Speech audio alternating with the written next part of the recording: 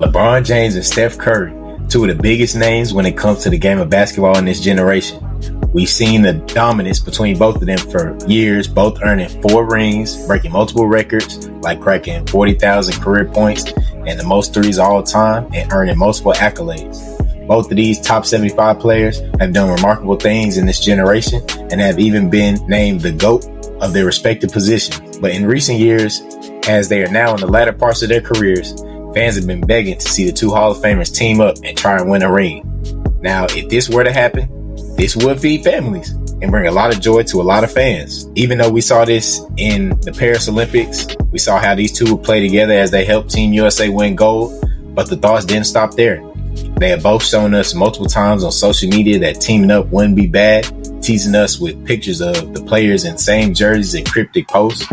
We even heard from LeBron James' agent, Rich Paul, talked about trying to pair the two up, and it was on the table, but he didn't want to do it because he didn't want LeBron to bounce around to another team again. Before I get into anything else, make sure you like, comment, and subscribe, and have those noties on because we got videos coming, so stay tuned. But Mal, would you be excited to see Steph and Bron team up? And is a championship the only thing to expect from them? First off, I actually would not be excited for this team up. I'm particularly indifferent towards it. And 2, not only is a championship not to be expected, but it's actually disrespectful to the remaining young talent and great talent to insinuate that 2 elder statesmen that have not been consistently competing for championships as of late would be favored to win it all due to a multitude of meat riding propaganda displayed during the Olympics. Because that's really where all of this is coming from.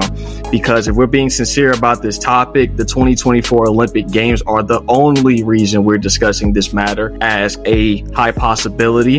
And people act as if this team up would also retain the other key pieces on this team. So essentially what I'm saying is the Golden State Warriors, they're going to give Steph Curry up for what? Or vice versa.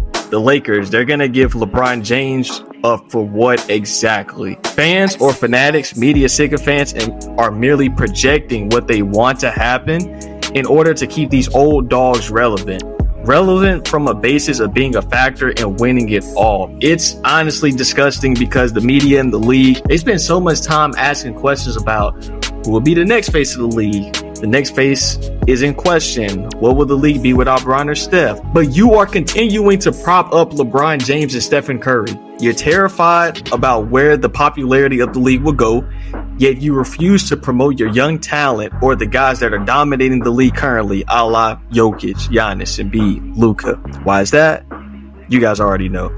There are multiple marketing issues with the NBA right now. The fact that we're seriously discussing a 40-year-old and a 36-year-old as the current faces of the NBA and lying to the American public by stating that these are our 2 best American-born players currently to this day.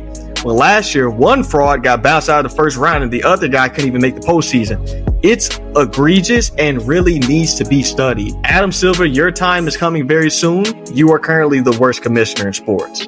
But no, these guys are past their prime, man. They continue to put up phenomenal stat lines in the regular season, but their impacts are not strong enough to propel their teams to consistent success in terms of winning not only regular season games, but most importantly, playoff games and championships. Henceforth, why they are consistently headlining the play-in tournament and at this point the in-season tournament, because it's really the only trophy they're ever going to be hosting. We have other burgeoning great players that are beginning to dominate the league statistically and in a winning format and with accolades. They deserve and require the requisite respect of fans, the media, and most importantly, the NBA. I don't think that this team up would be great for the game because of the future outlook. What are you really trying to portray? Are you trying to develop your young talent and really prop them up? Because LeBron James, he can say that he's going to play forever and he could theoretically play as long as he wants, but he is going to have to retire soon and Steph is going to have to retire soon. And if you aren't going to start to pivot your league and centering around the young talent, then what are you really doing? What the hell are you doing? I don't know what I'm doing. You're going around in circles. Shit. And that goes to show that Adam Silver, maybe he has his eggs in another basket, because maybe he's tied and lockstep with LeBron and Steph Curry for whatever reason. I don't know. But that's not really how you run a business. business-minded people, business owners, they're progressive in their thought processes. You're always looking about, okay, what am I going to do next? How am I going to continue to top this and top that and top that? You need to start locking in and focusing on, if you're going to focus on the American players, Tatum, Anthony Edwards, Ja Morant, Zion Williamson. You need to start propping up these guys. Now LeBron James and Stephen Curry, their era is done. And that's why I think that this Olympic shit was mishandled, because you're putting them out as the leaders and all of that, but that is not in alignment with what you want to do as a league. When Tom Brady, when he started getting older, what did we start doing? We started talking about the young talent, the Patrick Mahomes and the Burrows and the Josh Allens and the Lamar Jacksons. Tom Brady, yes, people recognize him as the GOAT, but people weren't calling him the best quarterback. And if they were misguided because he wasn't winning MVPs. We have to really change our mindset in terms of how we look at our game, because what a lot of niggas are going to start doing is when these guys retire, they're going to be like, oh man, NBA is the same without Bron or without Steph. But it's because you're not promoting the talent right now. You have to start right now. So no, I'm indifferent about the shit. If anything, I think the shit would crash and burn. Actually, I would like to, kind of see some cool hoops with Steph and Bron in the regular season. I think that would be kind of very, very fun to watch, See all those alley-oops, slams, three-pointers, like, hey, man, I'll be down for it. Now, would I take it seriously? No, because these guys, they're not competing for championships anymore. The NBA is kind of right now pivoting towards like a 1998 through like 2003 era, where they're still trying to find their face. Their face is right in front of them, in my opinion, but they're still trying to find their face, and they're moving on from the post-Jordan era. Kind of, you can look at it like the 2010s was kind of like the Bron, KD, Steph era, and we're just moving out of the area and we're transitioning to these young cats. Not to say that Embiid or Giannis, Jokic, all these guys are young. These guys are like 30 now. So honestly, this is kind of a mishap on Adam Silver, if anything. Where are you going? I don't know what I'm doing. You're going around in circles. Ah, shit. And we're going to be doing a video on Adam Silver soon, so hopefully y'all check that out, because it'll be very, very interesting. But he's just done a bad job of, handling the league, like specifically the young talent. You got the best players in the league, age like 27 through like 31, and these guys haven't been really promoted. We're still hanging on to the guys before them, the guys that predated them. And that just, that's not a good formula. Like David Stern wouldn't have done that at all. I think it's more so a crisis dealing with like higher up. Otherwise, yeah, I think Bron and Steph, I think that'd be pretty interesting to watch. Now the fan base is kind of getting together. I think it would be the funny part, because LeBron fans and Steph fans beef all the time. The only time these guys kind of came together was during the Olympics. After that, it's kind of been toxic back again. Like, you still see Steph fans. 2K gave Steph his own era, which is kind of a shot at LeBron, if you ask me, because you're the GOAT, but you have somebody else during your prime years. That kind of takes away from you being the GOAT, in my opinion. It should definitely piss LeBron off. It's like Steph Curry, like, me and him, we have the same amount of championships. I'm perceived as better than him, but he's still getting his own era. And I'm looking at it like, everybody ain't in your era, bro. So this is kind of how the LeBron James era has gone, where he's kind of want to team up with, all the guys that, he's played against, all his buddies. The more I look at it, All-Star games and Olympic games are kind of big for LeBron James, because he wants to befriend everybody, because he wants everybody playing on his damn team. I'm tired of getting the taste of it. I want the whole load. Earlier, he said with the big three Heat, it was supposed to be Melo and Bosh. So both of those guys supposed to be coming in. It's supposed to be a bundle. And I kind of understand that from a perspective. It's like, he didn't have any help in Cleveland. But, nigga, do you want all the damn help? Like, why? Yeah, that brother's starving. What the hell you, like, why do you need Steph when you have AD? Like, AD's better than LeBron at this stage in his career.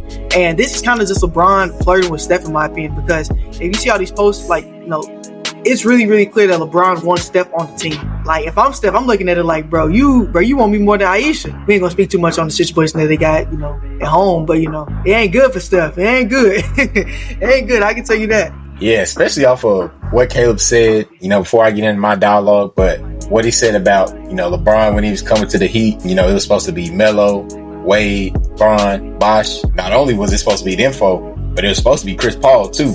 But like he said, nigga, how much help do you need, bro?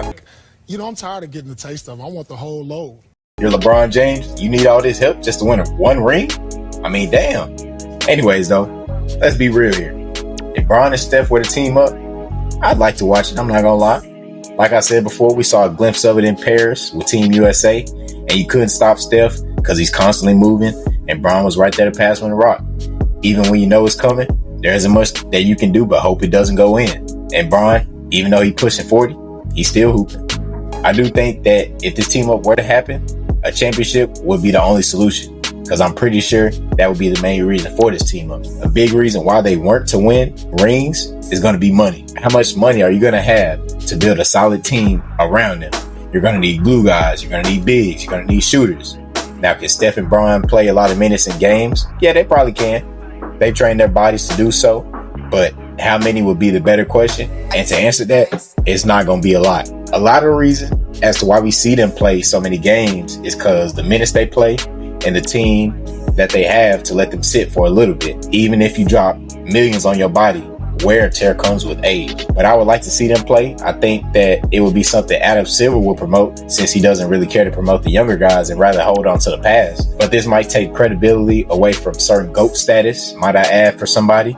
Because it just adds to the long list of Hall of Fame teammates and the greatest shooter, arguably the greatest point guard of all time, to help you win a ring. Anyways, like I said, this can definitely feed families if it were to happen. It could be some good basketball to watch. But I think Adam Silver, man, you just got to let this shit go. Because you holding on to something for so long, and it's kind of like a pet that you hold on to. As they get older, you don't really want to let them go, but you're going to have to put them down, because their time has come. And, you know, I get it. They done brought so much to you. They've been with you all the way. You got to let it go.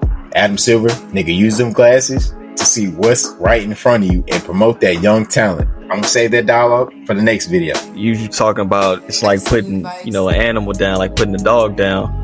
I think Adam Silver is that proverbial dog. His ass need to be put down. I'm really sick and tired of him, LeBron James, Clutch Sports. And I know I've been saying this on a few videos now, but every topic that we talk about, if it's basketball related, LeBron James just somehow ends up in the conversation. And I'm really frustrated and sick of it, because even with this thing, we need to do a video on the psychology of LeBron James. I don't care if I got to do the video myself, because it needs to be studied and documented. I was really kind of surprised when I heard Carmelo Anthony, because Melo, he be saying a lot of shit on his podcast, going into detail about how it was supposed to be him and D Wade and Bosh and Chris Paul and all these guys. And I'm just like, damn. Yeah, that brother's starving. LeBron James, dog, there's some insecurity going on with LeBron James, because he clearly doesn't think that he can do it. He doesn't want to be in that Jordan role where you're the clear-cut guy offensively. Yeah, you got some help. Yeah, you got some additional players. But if you don't have all of the talent, all of the stacked talent, you just decide to figure out a way to get the job done. If he doesn't think that he can win, he will cry, he will pout, he will moan, and he will try to get other guys on his team. Right now, Anthony Davis is a better player than Stephen Curry, but you're flirting with him and you're kissing his ass and trying to get him on your team. What type of shit is that? Because if you get Steph Curry on your team, what happens to Anthony Davis? And this could be a question for the group. How does he stay on that roster? Two words I got for you. Clutch Sports. There's no way that he stays on that roster if you bring Steph Curry on. The salaries don't match up. LeBron James is cheap as hell. He's not taking a pay cut at this juncture of his career, even if it's to play with Stephen Curry. He values money more than he values actually winning championships. LeBron James is not in the championship business. He can do all this talking about how he wants to win and this and that. The nigga doesn't want to win a real championship. If you look at all of his championships, majority of them are fugazi. Like, they're the weirdest championships ever. And it's just amazing how this guy can continue to be in the headlines. I guess that goes to his aura. Niggas still say he got the most aura in the NBA. I'm not fucking with it, man. I'm not a fan of it. I wouldn't be intrigued by it, because if LeBron has a great game along with Steph, all niggas gonna talk about is, man, what could they have done if, they were in their prime together? Or if they are not having the success that niggas is going to say that they should have, they could be like, oh, well, they just don't have any help. They need help. They need, those other pieces are not, they're bad. They're bums. Because if they have both of those guys on the team with those salaries, they're not going to be able to get talent to support them and surround them. So all niggas are going to do is blame the auxiliary pieces. That's all they're going to do. And don't let Steph Curry not be what he's been over the past few seasons, for the junction of his career, because what will happen? His ass will get the blame, because they're not going to blame LeBron James, even if it's his fault. They won't do it. They won't. Too many shells in the media are going to be defending this nigga. It's a win-win opportunity everywhere he goes. He can't lose. Even if he loses, he wins. The niggas going to say that, well, it's because he got there. But We never do this, dog. Why are the losers being talked about as the best? You've lost more than you've won. And if niggas don't call you the GOAT, is disrespect? You don't deserve to be in those talks, nigga. Win. Like, can he just win a real championship? Just one. I just want him to win one real championship.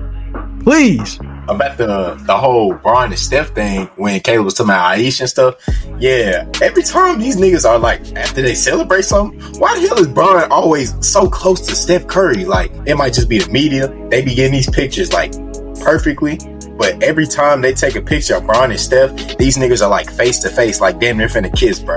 I'm tired of seeing it. When he be hugging that nigga, he just be like right in Steph's face, like damn, bro. Yeah, nah, that one look, that one looked like, you know, Bron look, he wanted to kiss Steph. Like, you know, he has so many feminine antics. He's the most egotistical, arrogant athlete in my lifetime. He knows that the cameras are rolling, Jalen CJ. So that's why he's making sure that he can do whatever to be close to Steph Curry, so niggas can talk about what if these guys get on the same team together? How many championships they win if it was Bron going to the Warriors instead of KD? That's been the conversation. He knows that. He's feeding into the bullshit. When you click, like, if I'm Anthony Davis, I'm feeling some type of way. Because it's like, nigga, you trying to replace me? You've been saying for the past 3 seasons that it's time to pass the torch to me, but you haven't done it. Even though I've been better than you. I've been better than you without you giving me the keys. But you're talking about a whole nother, and I won your loser ass a championship in the bubble. Anthony Davis was the best player on that team in the bubble. Not LeBron James. LeBron James was able to pad up his stats and continue to be in games when they're blowing the team out by 20, 25 points. So his production, his stat line can look good. It's a slap in the face to Anthony Davis, man. I guess Anthony Davis cool with the shit because the nigga don't say nothing. He just continue to collect that check, collect that bag, and play 50% of his games. So I guess he okay with it.